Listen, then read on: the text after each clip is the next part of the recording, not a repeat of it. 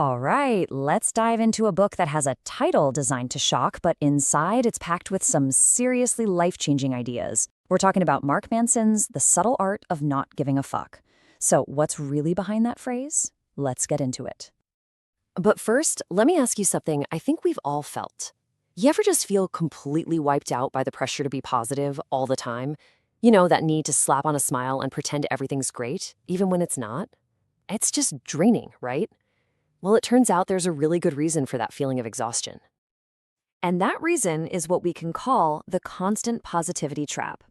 It's this wild idea that our culture's nonstop obsession with being happy and successful and popular is, ironically, the very thing making us feel more stressed out and miserable. I mean, think about it. We're basically taught from day one that a good life is a life with zero problems. The message is everywhere: avoid conflict, run from failure, and whatever you do, don't feel any pain. The finish line is supposed to be this perfect, shiny, problem-free existence. But what if that's all wrong? This is where the book just flips the whole script. It argues that real lasting happiness doesn't come from having no problems. It actually comes from leaning into and solving the problems that you choose to take on in your life. And that brings us right back to that title. So, what does not giving a fuck really truly mean? I can almost guarantee it's not what you think. Let's break down the real art behind caring less. Okay, first things first, let's just get the biggest misconception out of the way.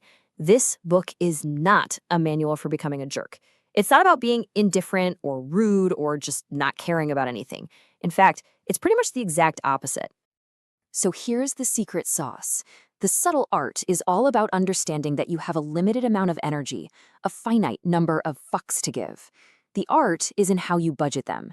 It's about figuring out what truly, deeply matters to you and pouring your energy into that while making a conscious choice to let go of everything else. So, if we accept that problems are just part of the deal and maybe even essential for happiness, then the whole game changes. It's no longer about how to dodge problems, it's about which ones you're willing to sign up for. And this leads to the most important question you can ask yourself.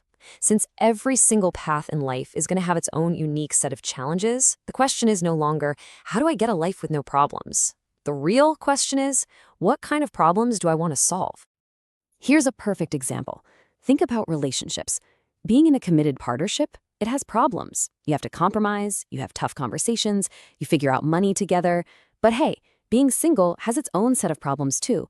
You might feel lonely, dating can be a mess, and you might have to field questions from your family. See, neither one is problem-free. The power is in choosing which set of problems feels more worthwhile to you. And that's really the heart of it. Happiness isn't some prize you win at the end. It's what happens along the way when you're engaged in struggles that actually mean something to you. It's finding the pain you're willing to put up with for a cause you believe in. Now, choosing your struggles is one piece of the puzzle, but how you deal with them, that's the other. And this leads us to this hugely empowering idea of responsibility, not for what happens to you, but for how you choose to respond to it. This is such a massive mindset shift. It's so easy to play the blame game, right? Blame other people, blame bad luck, blame the world.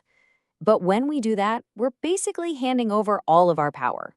The second you decide to take responsibility for your own reactions, you become the author of your own story again. You get your power back.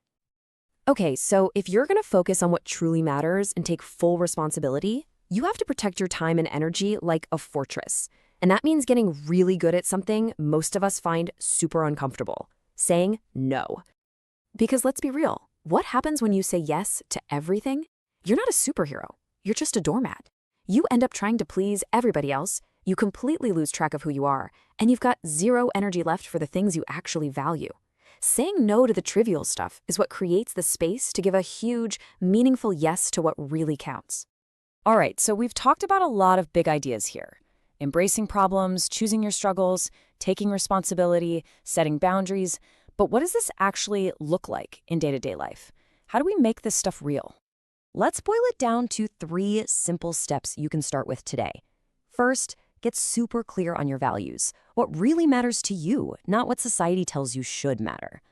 Next, practice setting boundaries. Start small, but start saying no to protect your peace.